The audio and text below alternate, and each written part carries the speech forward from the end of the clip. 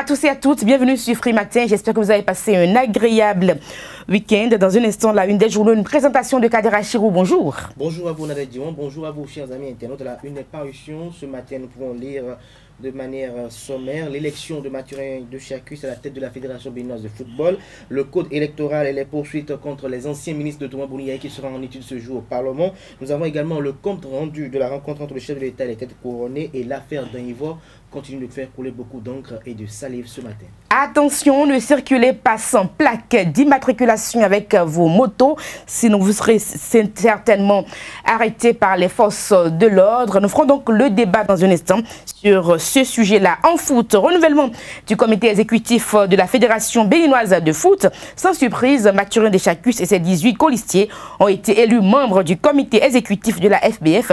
C'était ce week-end. Le bulletin d'information, donc le débat, l'horoscope du jour pour boucler la boucle. Bienvenue, bonjour, voici la une des journaux. Bonjour chers amis internautes, nous démarrons par l'événement précis qui titre ce matin en deuxième titre à la une, réunion des anciens chefs d'État africains sur la paix et la sécurité en Afrique. Le Japon sollicite le leadership de l'ancien président Nicéphore Dieudonné Soglo. Toujours à la une de l'événement précis, cours de répression des infractions économiques, Gilbert Ulrich Togbonon prend les commandes de la criette ce matin. Notre temps, à la faveur d'une rencontre samedi dernier, Patrice Talon et ses réformes obtiennent les bénédictions des rois du Bénin. Nous passons au quotidien Colline Info. Nouveau bureau de la Fédération béninoise de football, le colonel Pamphile Zomaou, une fierté pour les collines. Le club du département compte beaucoup sur sa franchise et son honnêteté pour se relancer sur la scène du sport roi. Le nouveau bureau doit tendre la main à tout le monde pour réussir sa mission, d'ici Hubert Dadjo Wepon. Nous restons à la une de Colline Info. Session extraordinaire au Parlement. Les ministres Kouché, Fatouma Djenotin et Abouakar Yaya face à leur destin ce jour. La relève info, construction, entretien et développement du réseau routier national. Jacques Ayadi en fait toujours son cheval de bataille. Fédération béninoise de football, Mathurin de Chacus, plébiscité vers un renouveau du football béninois. Titre la relève info ce matin en manchette. Toujours, nous passons à la une du quotidien national d'information qui titre ce matin en manchette: rencontre du chef de l'État avec les têtes couronnées, réforme en vue à la chefferie traditionnelle. Des précisions à la page 3 de la parution du jour de la Nation. Nous restons avec le quotidien national d'information. Fédération béninoise de football, Mathurin de Chacus aux commandes pour 4 ans. Le soleil Bénin Info, toilettage du code électoral au Bénin vers le grand ménage politique.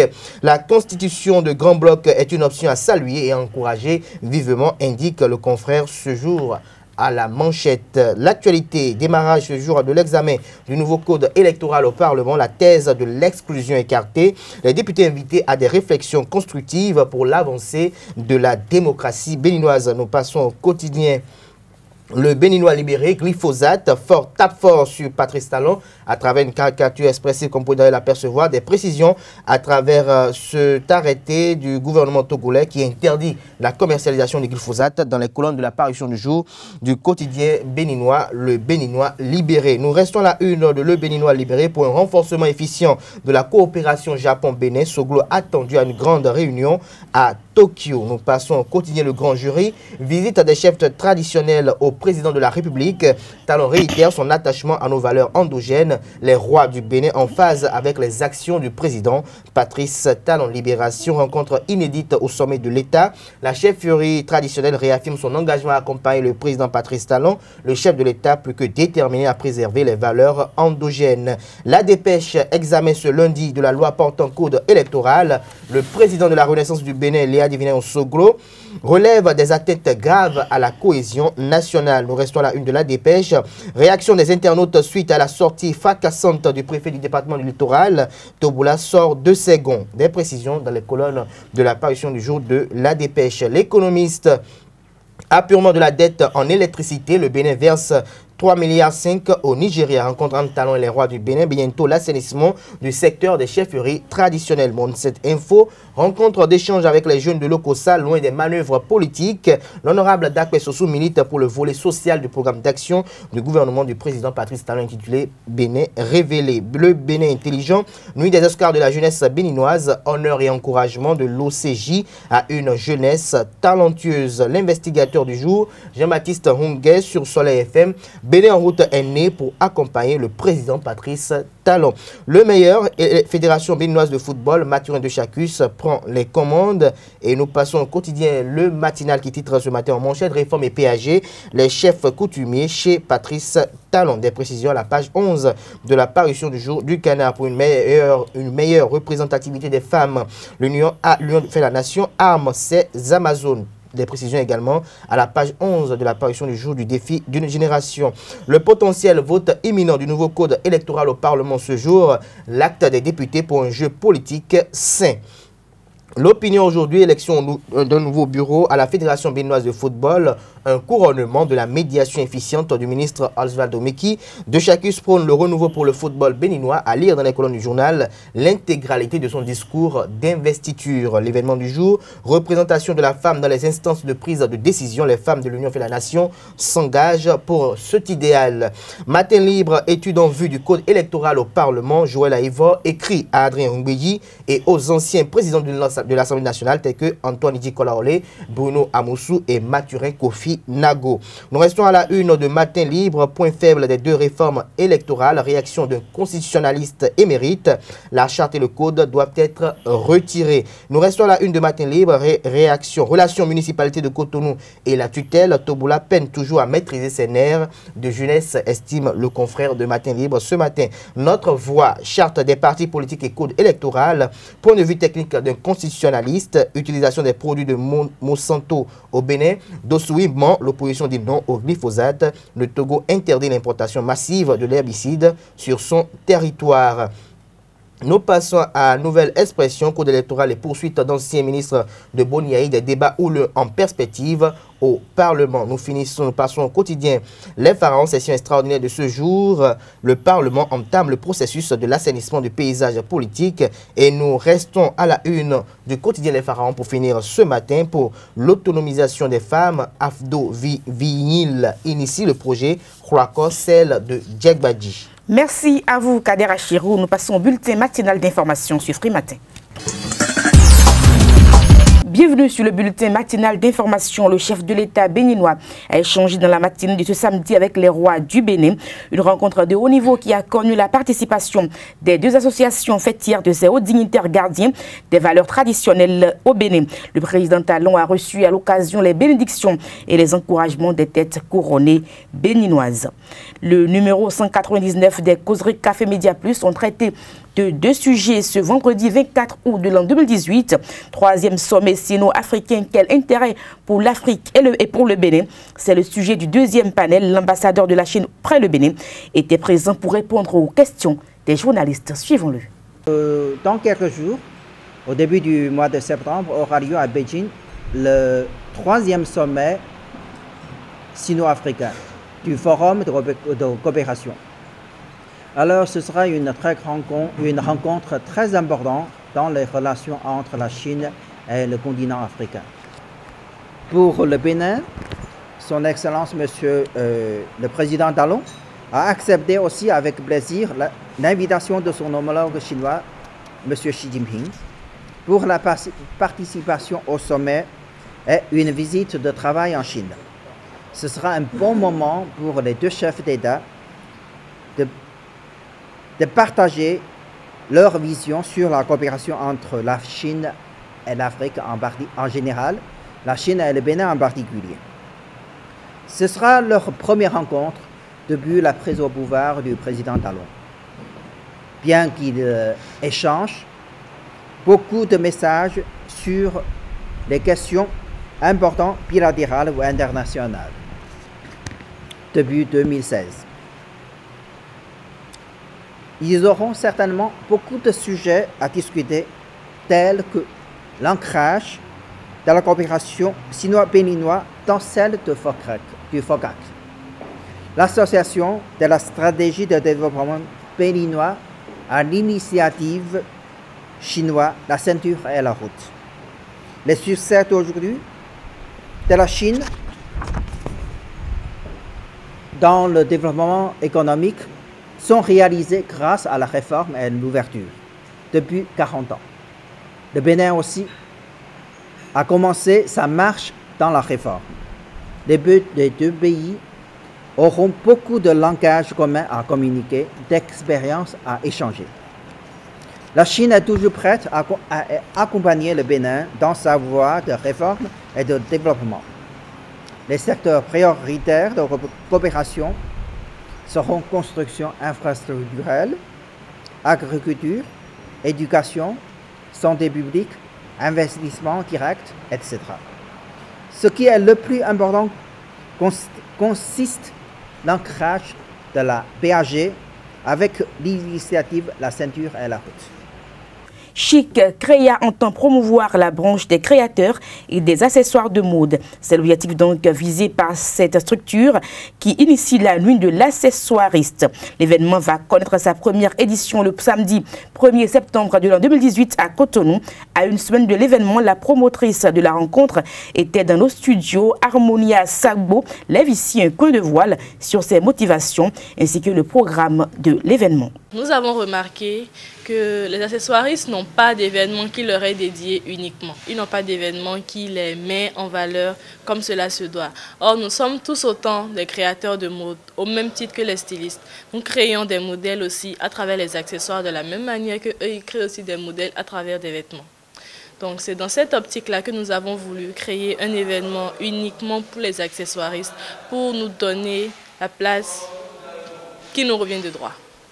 Cette nuit aura pour contenu un défilé de mode purement accessoire, une exposition vente, uniquement accessoires aussi, et un cocktail. L'exposition dure juste pendant la soirée, c'est-à-dire lorsque le public viendra sur le défilé, à l'issue du défilé, il pourra se rapprocher des stands respectifs des accessoiristes qui sont passés sur le défilé pour faire un choix, discuter, voir les articles qui lui auront plu.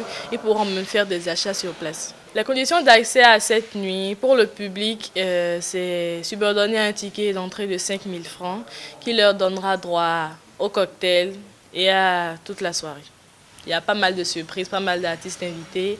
Ce sera quand même intéressant. Les accessoiristes, il y a des conditions. Il faut déjà que les accessoires qu'ils produisent soient faits main, c'est-à-dire créés par eux-mêmes. Ce n'est pas des matières qui sont achetées, qui sont revendues, non. Mais des choses qu'ils créent eux-mêmes et subordonnés à une petite somme pour nous accompagner à mieux organiser l'événement. Il n'est pas rare de constater qu'à une heure de la journée, dans les ménages, plusieurs personnes sont concentrées sur les feuilletons ou les telenovelas.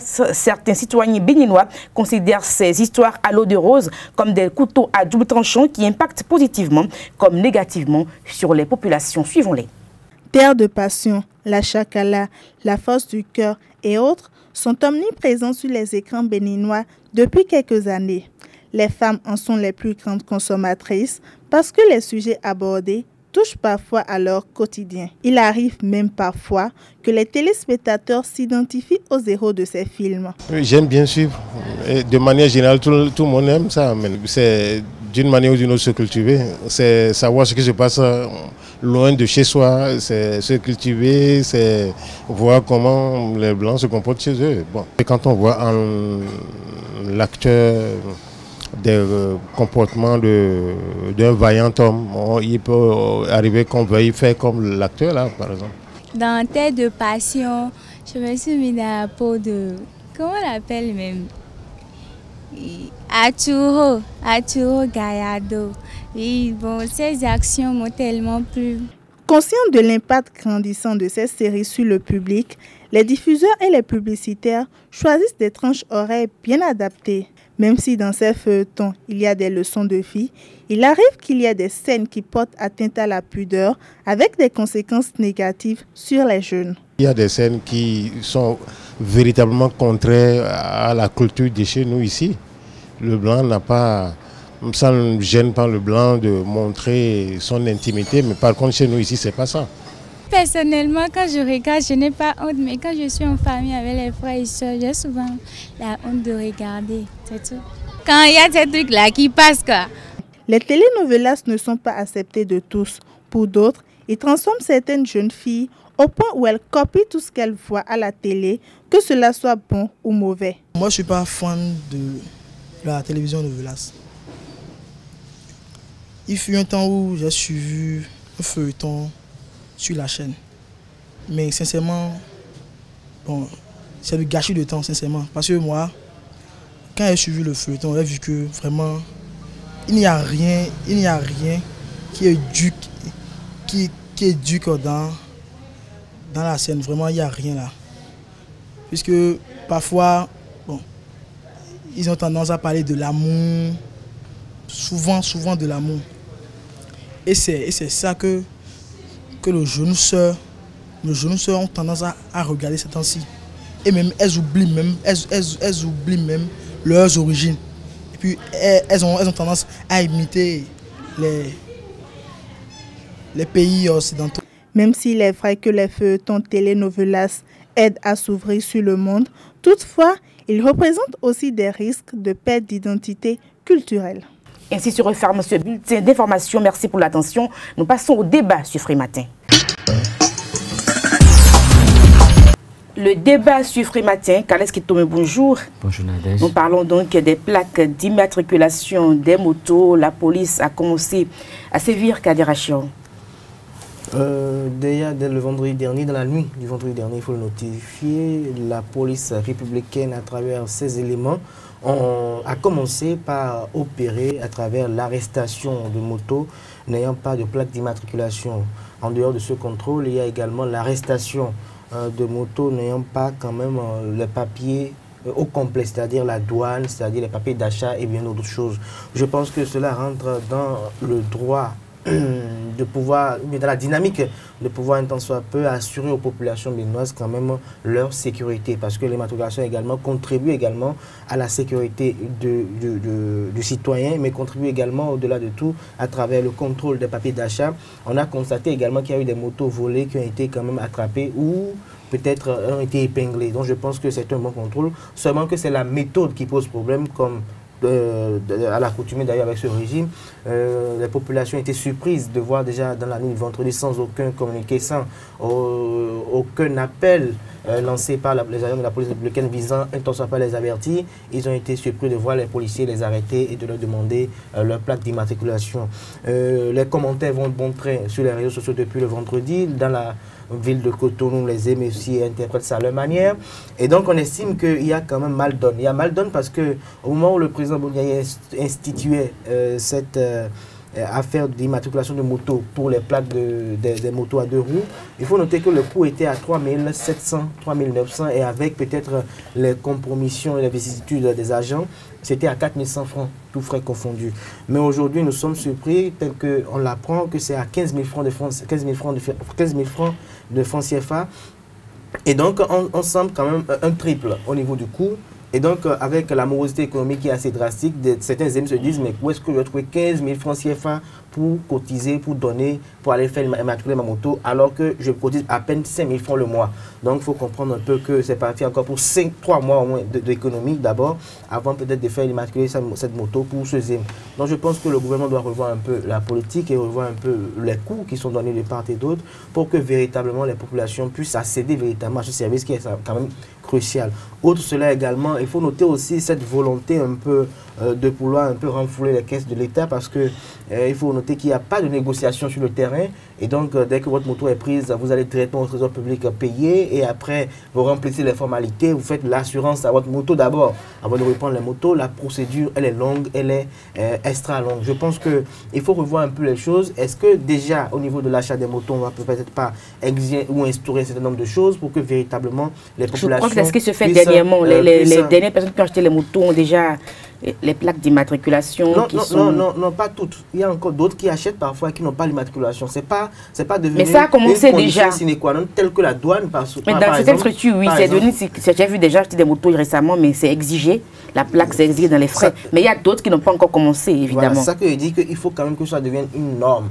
comme on a institué la douane pour les motos, il faut que désormais on institue aussi les plaques pour les motos et que le coût soit revu à la baisse pour que la bourse du Béninois assez moyen ou du bas béninois puisse quand même accéder à ces services pour que véritablement tout le monde puisse avoir ses motos immatriculées et que cela contribue également à la sécurité du pays. L'insécurité. Alors, Kales Kitome, je dis ce qu'il faut dire souvent dans ces affaires-là, c'est le consommateur final qui paie forcément le prix fort.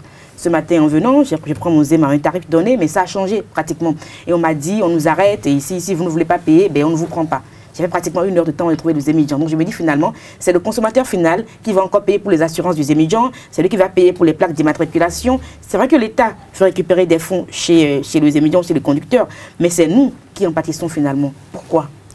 Mais c'est la loi économique. En toute économie, c'est le consommateur final qui paye tous les frais. Et ça, c'est sur tous les cieux, ça se fait de la même façon.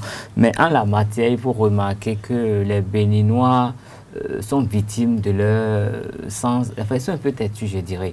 Dans la mesure où ça fait déjà plus de 3 ans que les plaques d'immatriculation étaient exigées à tout motocycliste béninois. Et depuis, certaines personnes avaient rempli la formalité, d'autres non. Des gens ont attendu les plaques pendant longtemps, ne les ont pas eues. Avec l'avènement de ce régime, ils ont rappelé la mesure. Et les gens ont estimé que c'est parce que l'État avait besoin d'un peu d'argent et que dès qu'ils ont atteint ce qu'ils voulaient, ils ont arrêté. Et donc les gens, ceux qui n'avaient pas les plaques, n'ont pas voulu le faire. Et voilà, aujourd'hui, il y a répression. Mais il faut remarquer que depuis quelques mois, il est exigé aux vendeurs de motos de vendre les motos déjà immatriculées. Donc, si quelqu'un achète une moto aujourd'hui qui n'est pas immatriculée à la base, ça veut dire qu'il n'a pas acheté sa moto dans le circuit formel. Normal. Sûrement qu'il a traversé la frontière, aller acheter la moto quelque part, revenir. Donc là, il lui revient, lui, de se mettre rapidement dans les rangs pour ne pas subir ce qui se passe aujourd'hui. Mais le fait d'exiger l'immatriculation, je crois que c'est une chose primordiale et importante. Il y a d'autres pays où les motos s'utilisent. Et dans ces pays-là, on ne réfléchit même pas avant d'avoir les plaques d'immatriculation. C'est presque automatique. Et donc, je ne sais pas pourquoi chez nous ne voulons pas le faire. Mais déjà, quand il y avait eu un premier contrôle dans le temps, ça avait permis quand même de retrouver beaucoup de motos qui étaient volées. Parce que les gens roulaient des motos dont ils n'étaient pas en mesure de prendre les pièces. Et ces motos stockées ont permis à des gens qui avaient perdu des engins de retrouver leurs motos qu'ils ne pouvaient même retrouver d'aucune autre façon. Et même par rapport au braquage, je crois que c'est une mesure très importante. Dans la mesure où on a vu des braquages ici qui ont été opérés avec des motos sans plaque, des motos Lakata, des motos... Oui. Et c'est des gens qui mettent leurs armes dans des sacs banalisés. Et les motos n'ont pas de plaque. Même aujourd'hui, quand on vole votre moto et que le gars vous dépasse, il vous dépasse de 20 mètres, vous pouvez plus reconnaître votre moto. Parce que toutes les motos sont identiques. Il n'y a pas de plaque d'immatriculation. Vous allez passer à côté de celui qui a volé votre moto il y a 1 heure de temps. Vous ne pourrez même pas reconnaître votre moto. Et donc, je crois que... Si il y a un incident, on peut lire tous la plaque d'immatriculation. On peut justement, rapidement relever la plaque. 1 kilomètre, on connaît la plaque d'immatriculation. On pourra le rattraper. Retracer après. Bon, les gens auraient vu et puis on pourrait le retrouver facilement. Et donc aujourd'hui, je pense que c'est non seulement que c'est bon pour la sécurité, et en même temps, ça rentre dans la normalisation des choses. Oui, mais on dit en fait que c'est très bon, c'est une belle mesure, mais vu les conditions quand même des Béninois, la mesure existe. Mais on aurait pu quand même voir le prix. Au début, c'était moins cher. Il y a eu un moratoire. Les gens sont sortis de ce délai. Ils payent les amendes maintenant. Il y a eu un autre délai. Les gens sont encore sortis de ces délais. Donc aujourd'hui, ils ne sont victimes que de leur entêtement. C'est leur entêtement qui les amène là aujourd'hui. Et nous sommes tous béninois, donc on a ça dans notre sang. Donc après, c'est au président de voir pour faire pour nous. Nous sommes tous des béninois. En fait, c'est nous, c'est pas ils. Nous sommes tous inclus. Nous posons tous des actes de ce genre. Au dernier moment, parce qu'on... Maintenant, tout ce que nous pouvons souhaiter, c'est que l'État puisse être un peu indulgent et revoir un peu, peut-être repousser un peu la répression de la ville est quand même assez calme ce matin. Non, mais hier, même pour circuler à Cotonou, c'était pas aisé. Et puis, je crois que ça expose à beaucoup d'accidents. Parce que qu'est-ce que les immédiatement font? Ils ralentissent. Quand ils s'approchent des trucs tricolores, ils ralentissent ou bien ils s'arrêtent carrément. Ils regardent bien la position des agents de sécurité. Et dès que le feu passe au vert, ils mettent le moto. Ils viennent à vive allure. Ils passent rapidement pour ne pas... Ils mettent en danger leur vie propre et la vie de leurs clients également. Donc je crois qu'on peut souhaiter que l'État laisse quand même 1 ou 2 semaines. Une marge de manœuvre. Et après ça, que vraiment la répression soit encore plus drastique. Même si la moto est garée, si elle est sans plaque, on pourrait l'emporter. Comme ça serait beaucoup... Vous n'êtes pas loin de quelqu'un. Allez-y, Kadira Chirou. Mon problème, c'est par rapport à cette répression elle-même. Je crois que les agents de la police républicaine, pour ne pas dire la hiérarchie de la police républicaine, en voulant quand même passer à la phase répressive, n'a pas mesuré les enjeux du travail, en fait. Vous allez constater que le vendredi, ça a été effectif, ce contrôle.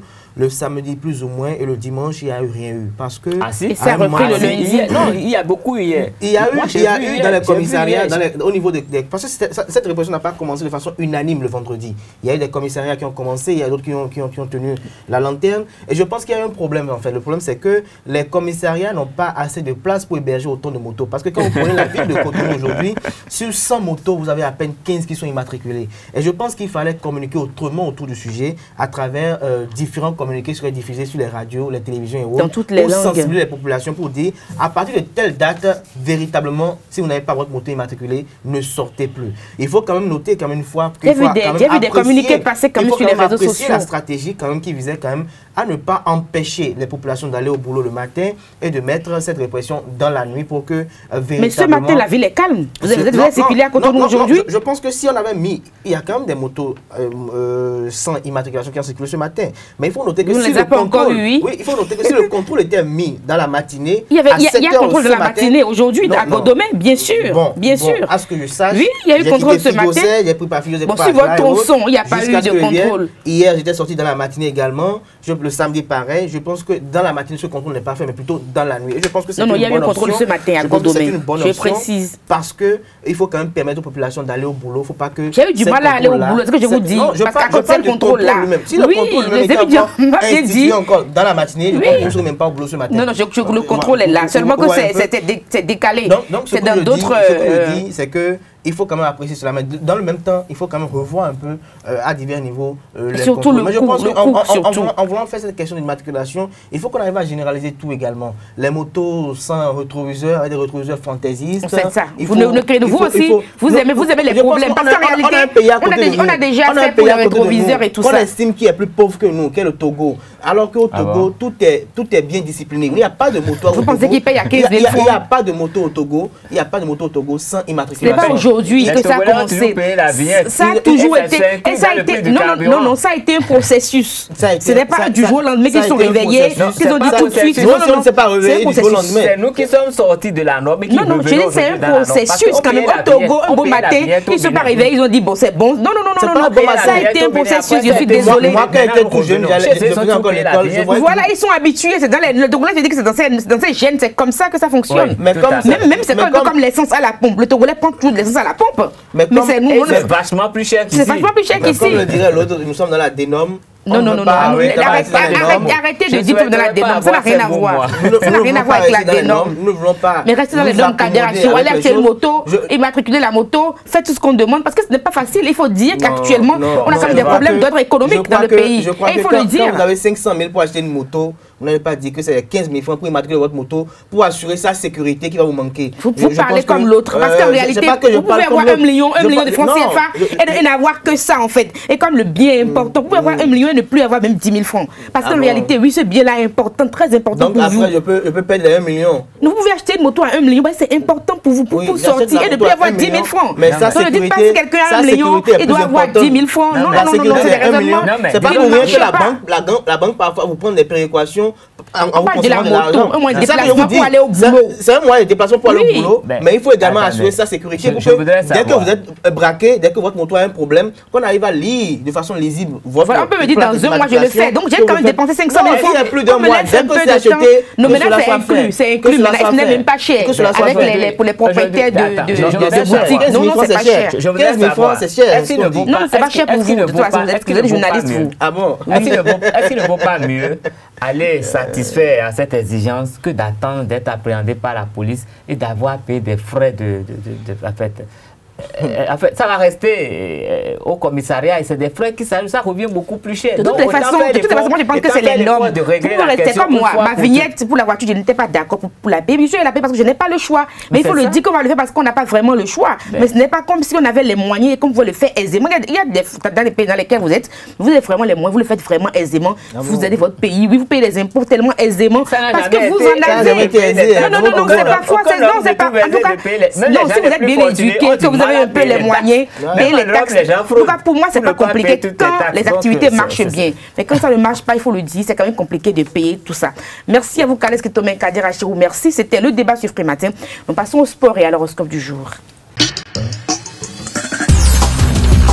L'horoscope du jour dans un instant sur Matin avec Ruth Odedji. Bonjour. Bonjour Nadège. Vous avez passé un bon week-end? Un très bon week-end. Et puis les sports avec Larios Adiagbenon. Bonjour. Bonjour Nadège. La seule liste Bénin Football nouveau départ avec Mathieu Deschacus comme président. Seul en compétition a recueilli l'avis favorable des délégués avec près de 73% des suffrages exprimés contre 24%. Pour les 4 prochaines années, le nouveau comité devra se déployer pour réunifier la famille du foot béninois et relancer les activités footballistiques de façon régulière et pérenne. Tout à fait, Nadège. C'est pas 55 voix pour, 18 contre, une abstention et un bulletin nul que le président Mathurin Deschacus a pris les rênes de la Fédération béninoise de football avec ses colistiers pour les 4 prochaines années.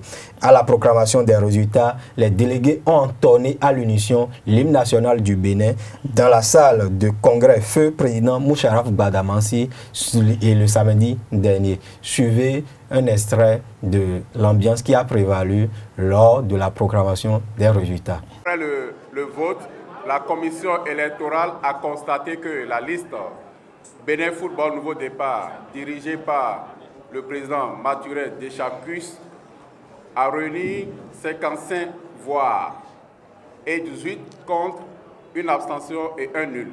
Et par rapport à cela, la commission déclare élu président du comité exécutif de la Fédération béninoise de football le candidat Mathurin Deschacus pour les 4 années à venir. L'installation aura lieu le lundi à 9h, lundi 27 août à 9h au siège de la Fédération conformément aux tests en vigueur. Je vous remercie.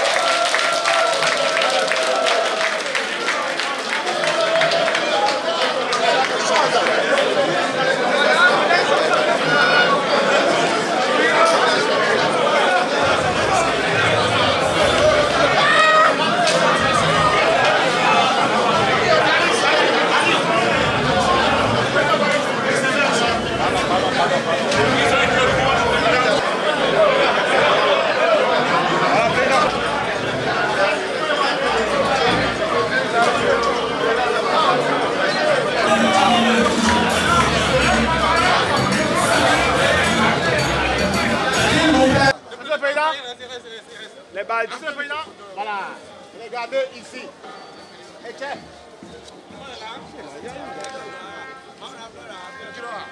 Les nouveaux membres du comité exécutif de la Fédération béninoise de football doivent désormais construire sans relâche un football performant et compétitif.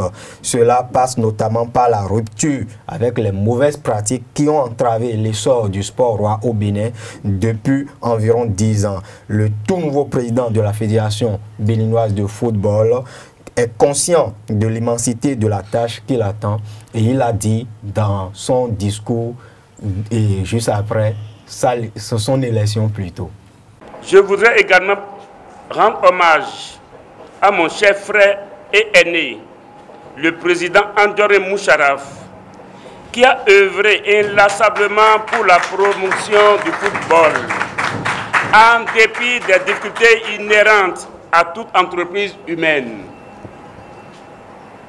Je ne saurais oublier les 2 illustres aînés qui sont Martin Adiagodo, sous qui nous avons connu notre première qualification à la CAN en 2004. Et bien évidemment, Feu Moucharaf Badamansi, qui a tant donné au football béninois. Je voudrais placer mon mandat sous le signe d'un nouveau départ pour le football béninois et le rassemblement de la famille football. Nous devons redonner à ce sport ses lettres de noblesse. Après des années de crise, il est important de partir sur de nouvelles bases afin d'assurer à ce sport des lendemains meilleurs. Il s'agit des bases d'une gouvernance fédérale qui place l'intérêt général au-dessus de toute autre considération partisane. Nous avons manqué de grands rendez-vous, tant sur le plan national qu'international. Nous avons donc chuté. Mais la plus grande gloire n'est pas de ne jamais tomber, mais de relever à chaque chute, dit-on. Le football béninois va se relever. Je voudrais placer également mon mandat sous le signe de la transparence et de la crédibilité de cette institution à travers une gestion rigoureuse et résolument axée sur les résultats et l'obligation de rendre compte. C'est une manière de se conformer à la vision du chef de l'État, son Excellence M. Patrice Athanase Guillaume Talon, qui a fait de la lutte contre la corruption son cheval de bataille. C'est pourquoi j'exhorte avec humilité les membres du comité exécutif de la fédération à s'inscrire dans cette même vision pour le rayonnement spectaculaire du football béninois dans le concert des nations. Je voudrais bâtir avec vous un nouvel avenir pour notre football. Pour ce faire, je veux donc compter sur votre probité, votre sens de responsabilité et votre contribution à la mesure de l'enjeu. Dès cet instant, je ne suis plus le président d'une liste, mais le président de tous les acteurs impliqués dans la gestion du football de notre pays, car c'est ensemble que nous allons bâtir un football moderne et performant. Et pour réussir son mandat, le président sortant du comité exécutif, Anjorin Moucharaf, lui a prodigué de sages conseils et ainsi qu'à ses collègues du comité fraîchement élus. Il les invite à ne jamais étaler leurs divergences à la face du monde. Monsieur le Président Mathurin Deschacus, vous m'avez accompagné pendant 10 ans durant. Toutes les fois qu'il y a eu la charge de gérer les destinées de notre football.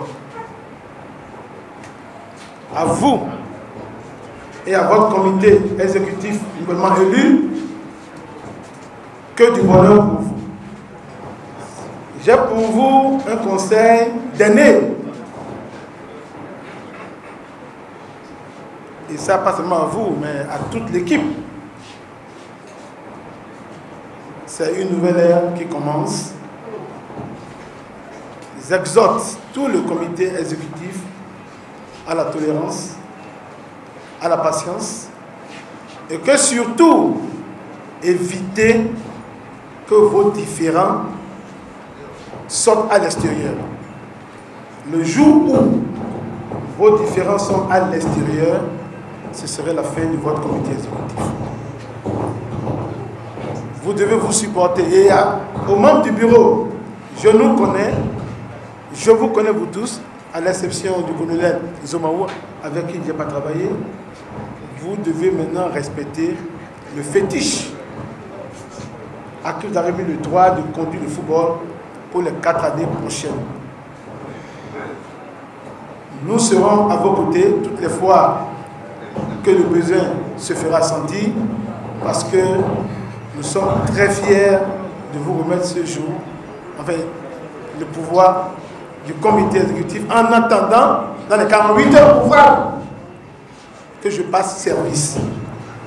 Et pour finir avec les élections à la Fédération béninoise de football, Jacques Anouma, superviseur de ces élections, et qui est l'ambassadeur des présidents de la FIFA et de la CAF, a invité le nouveau président à tendre la main à la minorité, bien sûr, à ceux qui se sont retirés après les élections pour la construction de ce football et pour éviter aux férus du sport roi au Bénin de vivre encore des crises à répétition. Et il remercie par ailleurs le président sortant, Anjorin Moucharaf, et pour ces années passées à la tête de cette institution.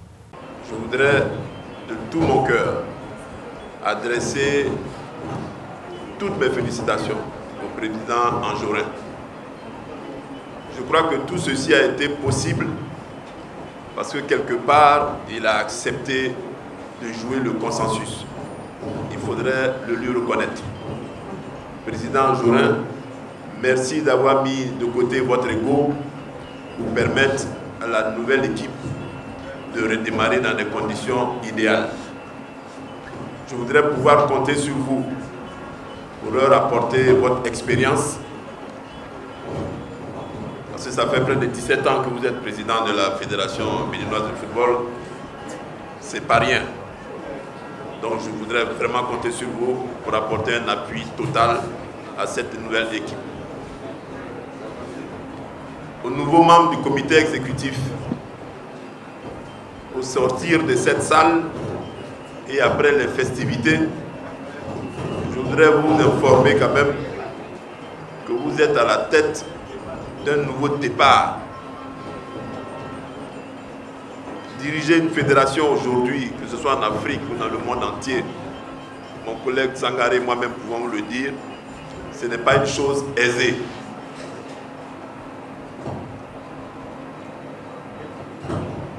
La présidence d'un comité exécutif comme celui-là, je vais paraphraser mon ancien patron,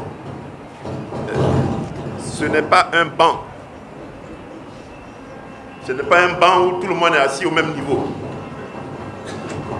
Donc il y a un président et vous devez lui apporter tout votre soutien. Jourin l'a dit tout à l'heure, si la division s'installe au sein de ce comité exécutif, ce n'est pas bon pour le nouveau départ auquel tout le monde s'attend. Je pense que le peuple béninois est fatigué de ces crises à répétition. Donc c'est vraiment un nouveau challenge, Monsieur le Président, auquel vous allez vous attaquer. Mais déjà, je peux vous le dire, sans trahir un secret, que mon jeune frère, le ministre des Sports, du Tourisme et de la Culture, ainsi que le président Talon, ont pris l'engagement de vous accompagner. Pas vous, mais tout l'ensemble de tous les opérateurs qui sont dans le sport en général, et en particulier dans le football. Parce que quoi qu'on dise, le football c'est le sport roi. Je pense qu'il faudrait leur faire confiance, les choses devraient pouvoir changer. En tout cas, à mon humble niveau, je voudrais vous apporter encore tout mon soutien. Le colonel Sangaré est là, nous sommes là, à même pas 2 heures de vol. Ayant été les témoins et les parrains de cette cérémonie, nous nous engageons à vous apporter tout notre soutien, quelle que soit l'heure et le moment. En tout cas, encore félicitations. Et je demande vraiment aux membres des clubs, surtout ceux qui n'ont pas voté pour vous, tendez-leur la main. C'est eux qui doivent être votre priorité première.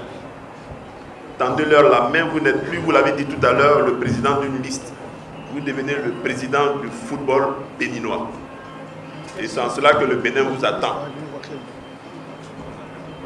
Votre programme est alléchant, il est vaste. Donnons-nous rendez-vous dans 4 ans pour en faire le bilan.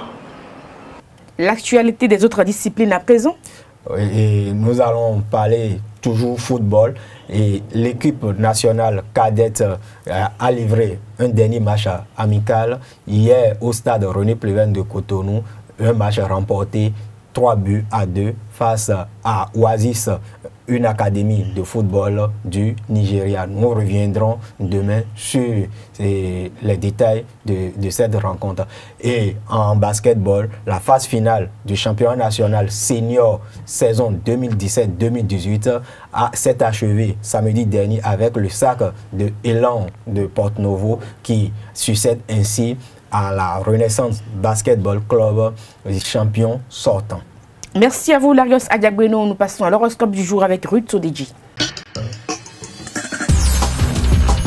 Mesdames et messieurs, amis internautes, une très bonne semaine commence toujours par une belle journée. Pour le compte des astres chez les amis béliers, bonne journée pour élargir vos horizons intellectuels. Vous pourrez envisager un voyage d'études enrichissant ou commencer à apprendre une nouvelle langue étrangère. Excellent résultat pour les amis étudiants. Chez les amis taureaux, Pluton pourrait vous valoir des petits problèmes de tension ou d'irritation cutanée, mais rien de méchant, soyez sans crainte.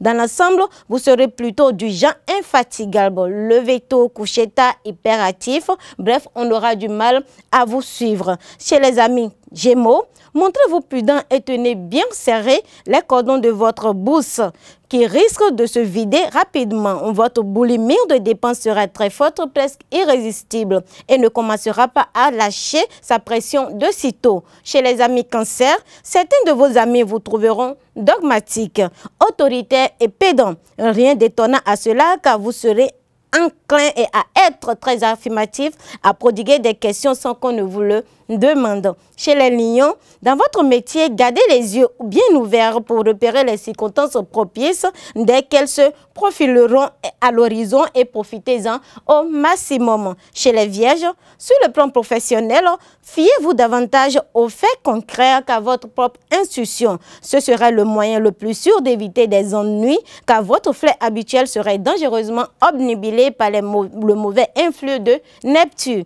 Chez les balances, on ne pourra pas vous reprocher d'être trop impulsif. Pour une fois, vous agirez avec beaucoup de circonspection. Tant mieux, car vous aurez devant vous une journée fertile et un rebondissement surprenant. Chez les scorpions, évitez cette fois de faire des confidences à vos amis, même les plus intimes. En effet, certains d'entre eux risquent de devenir des rivaux dans le domaine affectif. Chez les sagittaires, la politique, les affaires sociaux vous passionneront. Alors, quel que soit votre métier, quel que soit ce que vous faites pour gagner votre vie, arrangez-vous pour avoir une activité annexe qui vous permettra de travailler avec les autres. Chez les Capricornes, fermeté et bel esprit d'initiative seront votre atout majeur dans cette journée. On cherchera à faire pression sur vous pour vous obliger à prendre certaines décisions, mais vous ne vous laisserez pas influencer indûment. Chez les Verseaux, aujourd'hui, votre chambre personnelle sera votre plus sûr atout pour mener à bien des projets que vous voulez absolument voir à bout. Vous serez diaboliquement persuasif et l'on ne pourrait pas vous refuser ce que vous le demandez. Mais il faudra éviter le piège de l'égocentrisme, chers amis Verseaux. Pour les poissons, vous serez saisir par une humeur voyageuse et ne tiendra pas sur place. Même si votre situation actuelle vous empêche en ce moment de sortir de votre petit trou, rien ne vous retiendra de rêver à l'évasion, de plonger dans des perspectives de voyage et autres. Mesdames et messieurs, amis internautes, merci d'être des nôtres. Passez une agréable journée. À demain. C'est sur ces nouvelles astrologiques que nous mettons un terme à Free Matin de ce jour. Merci pour l'attention. Agréable semaine accompagnée de nos programmes. Au revoir.